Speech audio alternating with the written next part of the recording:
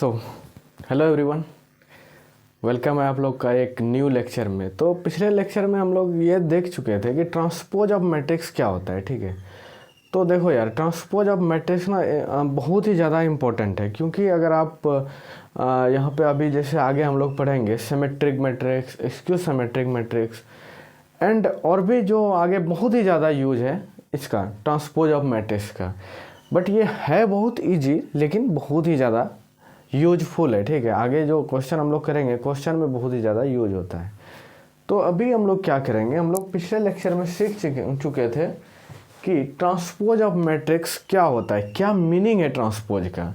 तो आप लोगों को पता होगा कि ट्रांसपोज मतलब क्या हो जाता है कि इंटरचेंज करते हैं, रो को कॉलम बना देते हैं, कॉलम को रो बना देते हैं। ठीक है, तो उसी को बोलते हैं हम लोग ट्रांसपोज ऑफ मैट्रिक्स। ठीक है, तो इस लेक्चर में हम लोग क्या करेंगे, हम लोग देखेंगे कि उसका कुछ ना कुछ मतलब क्या ही बोलें कि उसका 2-3 प्रॉपर्टी होता है। ठीक है, उस प्रॉपर्टी को हम लोग देखेंगे। ठीक है, प्रॉपर्टी बहुत ही ज़्यादा इंपॉर्टेंट होता है। किस बेसिस पे आपको पता है, मैं बार बार आप लोगों को बता चुका हूँ। प्रॉपर्टी का यूज वहाँ होता है जहाँ पे हम लोग जैसे क्वेश्चन सॉल्व कर रहे हैं तो प्रॉपर्टी हम लोग को फास्ट बना देता है। ठीक है, प्रॉपर्टी से हम लोग क्या करेंगे, अप्लाई करके फास्ट वे में सॉल्व कर पाएंगे। बट ऐसा नहीं है कि अगर हमको प्रॉपर्टी पता नहीं है तो हम लोग क्वेश्चन को सॉल्व नहीं कर पाएंगे, लेकिन प्रॉपर्टी का यूज करके हम लोग क्वेश्चन को जल्दी सॉल्व कर देंगे। ठीक है, टाइम बचेगा मेरे पास। तो चलो यार, हम लोग देखते हैं properties of transpose of matrix.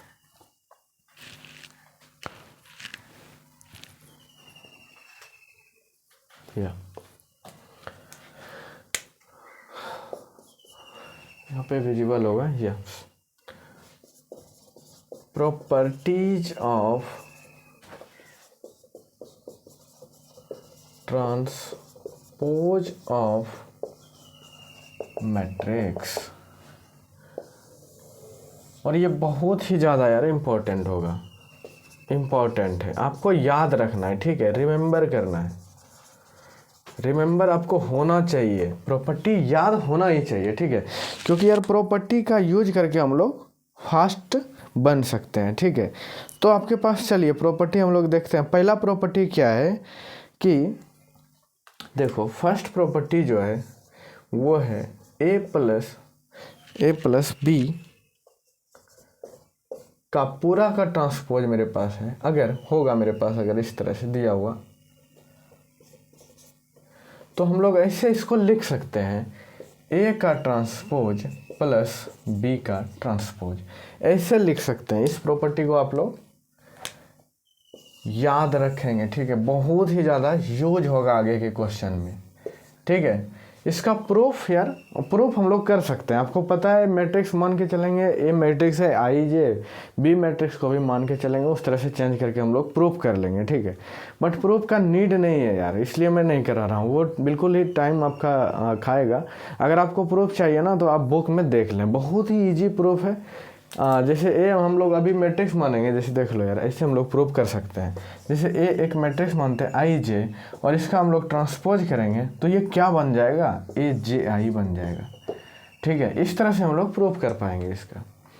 ठीक है यार, तो आप लोग इसका प्रूफ कर सकते हैं। ठीक है, तो इसको आपको याद रखना है। ठीक है, लिखो यार, इसको बहुत ही ज़्यादा इम्पोर्टेंट हो जाएगा ये। ओके, तो चलो यार, अभी ये हम लोग देखते हैं सेकंड प्रॉपर्टी। ठीक है, सेकंड प्रॉपर्टी जो है ये बहुत ही ज़्यादा इम्पोर्टेंट है। एक्चुअल में सारा ही इम्पोर्टेंट है यार, ऐसा कोई बात नहीं है कि यही इम्पोर्टेंट है सिर्फ। जैसे मान लेते हैं ए एक मैट्रिक्स है, उसका हम लोग ट्रांसपोज करेंगे और अगेन इसका ट्रांसपोज करेंगे, अगेन ट्रांसपोज करेंगे, तो ये क्या हो जाएगा, ये ए ही बन जाएगा। इज इक्वल टू करते हैं ना, इज इक्वल टू ए बन जाएगा। ये आपका प्रॉपर्टी है सेकंड। जैसे ये क्या बोल रहा है यार, कोई एक मैट्रिक्स है, उसको एक बार हम लोग ट्रांसपोज किए, मैट्रिक्स से ट्रांसपोज किए, ट्रांसपोज को फिर से ट्रांसपोज कर दिए। ठीक है, 2 बार ट्रांसपोज किए, 2 बार ट्रांसपोज किए तो मेरे पास क्या आ गया, ए मैट्रिक्स ही आ गया। ठीक है, जैसे इसको ऐसे समझो, जैसे कोई एक 8 नंबर है। ठीक है, इसको माइनस से मल्टीप्लाई किए एक बार तो -8 हुआ, फिर इसको माइनस से मल्टीप्लाई किए तो ये 8 ही बन गया ना। देखो इस तरह से समझ सकते हैं कि 2 बार इसको ट्रांसपोज कर रहे हैं, ठीक है, 2 बार ट्रांसपोज कर रहे हैं तो सेम वही मेरे पास मैट्रिक्स आ जाएगा, ठीक है यार। अब हम लोग के पास एक थर्ड प्रॉपर्टी है, वो भी बहुत ही ज़्यादा इंपॉर्टेंट है, उसमें मिस्टेक्स हो सकता है ज़्यादा स्टूडेंट से, ठीक है, तो उसको यार थोड़ा सा केयर करना, ओके। तो देखो थर्ड प्रॉपर्टी जो है मेरे पास, जैसे मान लो लेट के इज एनी स्केलर क्वांटिटी,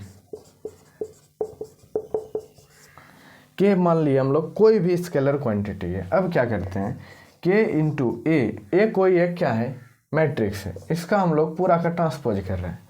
तो इसको क्या लिखेंगे यार, थोड़ा दिमाग लगाओ, क्या लिख सकते हैं इसको, हाँ ट्रांसपोज हम लोग इसका कर सकते हैं क्या, जैसे ये के क्या है एनी स्केलर क्वांटिटी, यानी 1 2 3 4 -2 -4 कोई भी कॉम्प्लेक्स नंबर भी हो सकता है, इसको हम लोग बोलेंगे स्केलर क्वांटिटी। तो इसको हम लोग ट्रांसपोज कर सकते हैं क्या, 8 को हम लोग क्या ट्रांसपोज कर सकते हैं क्या, ऐसा मत बोल देना यार कि ये -8 हो जाएगा, बिल्कुल गलत है, रॉन्ग है।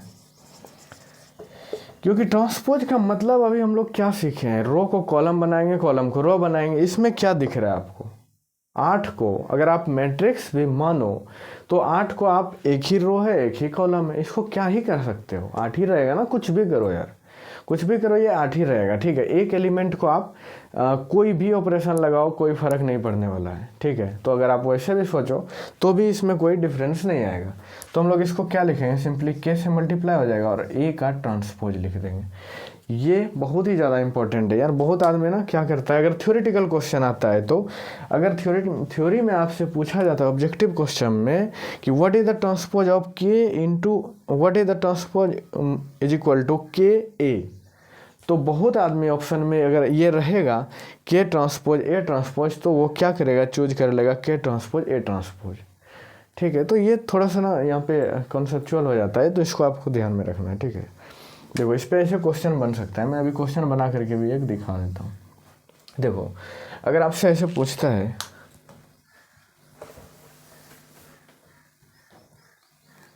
अगर आपसे रहता है क्वेश्चन में कि question what is the transpose of के ए, और ऐसे बोल देता है, और आपसे ऑप्शन में रहता है के ए के ट्रांसपोज ए ट्रांसपोज बी के ट्रांसपोज ए सी के ए ट्रांसपोज डी एंड ए के ट्रांसपोज ऐसे रहता है। तो देखो यार ये थोड़ा सा कन्फ्यूजिंग हो जाता है, जिसको इसके बारे में क्लियर नहीं है कि ये एक्चुअल में क्या मीनिंग है इसका। यहाँ पे आपको लिखा हुआ रहेगा ना, गिवन रहेगा यहाँ पे के इज एनी स्केलर क्वांटिटी, ठीक है यार, ऐसे दिया हुआ रहेगा, ठीक है। तो आपको अगर अच्छे से पता होगा तो आप लोग क्या करेंगे यार, ऑप्शन सी मारेंगे, करेक्ट। अगर आपको नहीं पता होगा ना तो ये बहुत ही ज़्यादा कंफ्यूजिंग हो जाएगा, आप किसी से पूछ करके देख सकते हैं ये क्वेश्चन, ठीक है यार। वो लगभग चांस है, मैं उतना तो एक्यूरेट नहीं बता सकता, बट ये ज़रूर है कि 40 to 50% स्टूडेंट लोग गलत बताएंगे, ठीक है। जो अच्छे से नहीं पढ़े हैं, जो भाई पढ़ रहे हैं सही से, तो उनको तो पता ही होगा ना।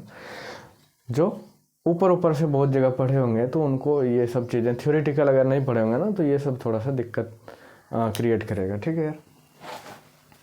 तो चलो ये मेरे पास प्रॉपर्टी था, और कोई प्रॉपर्टी है क्या, एक मिनट आई कैन चेक,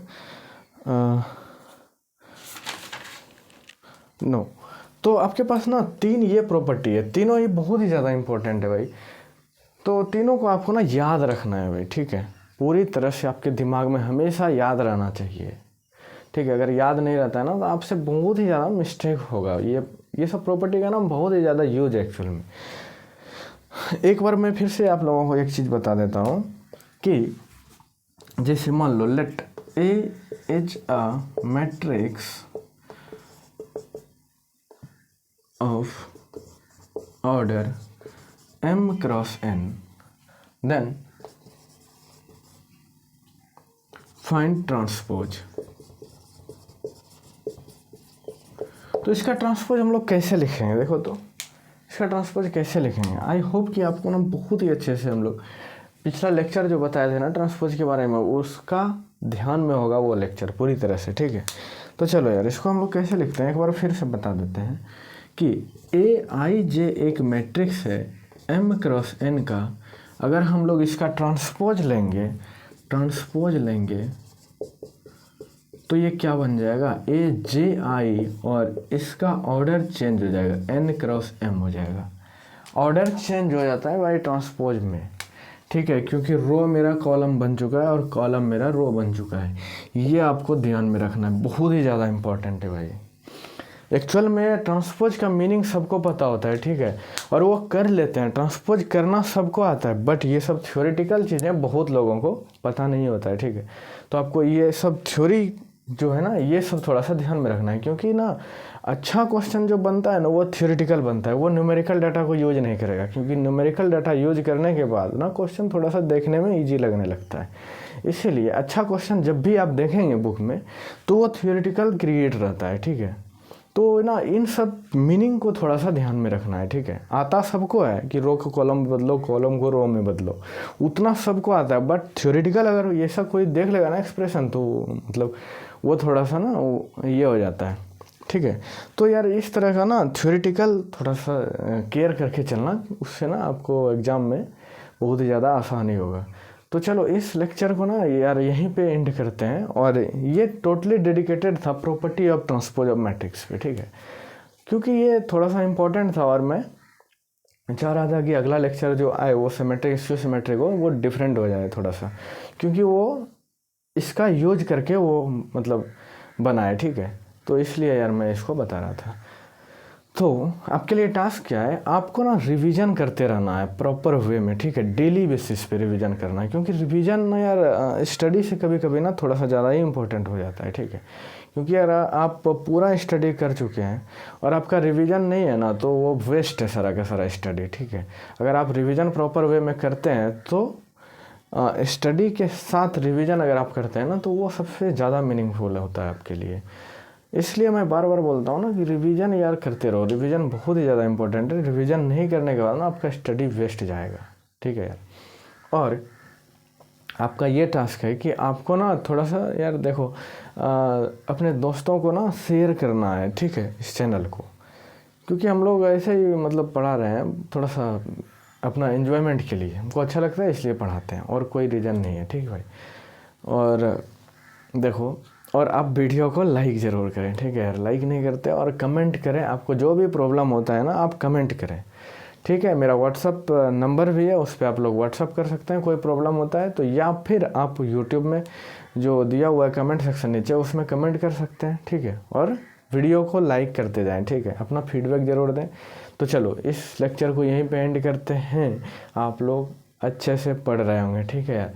तो चलो अभी के लिए बाय।